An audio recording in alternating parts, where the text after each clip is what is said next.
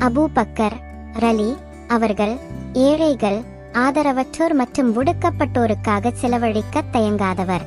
ஒரு நாள் ஒரு ஏழை கிழவிக்கு உதவி செய்வதற்காக அவர் அவளுடைய குடிசைக்கு சென்றார். தியாகம்.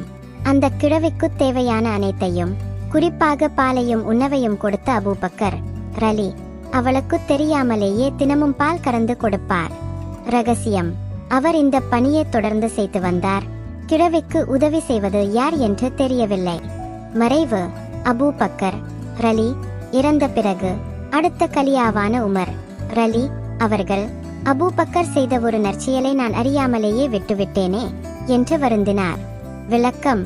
பிறகு விசாரித்த போதுதான் அந்த கிழவிக்கு அவர் செய்த ரகசிய உதவி பற்றி உமர் ரலி அறிந்து அபூபக்கரின் தியாகத்தை வியந்து பாராட்டினார். நீதி. அபூபக்கர் ரலி தன்னுடைய நற்செயலை யாருக்கும் தெரியாமல் அல்லாஹ்வின் திருப்திக்காக மட்டுமே செய்தார்.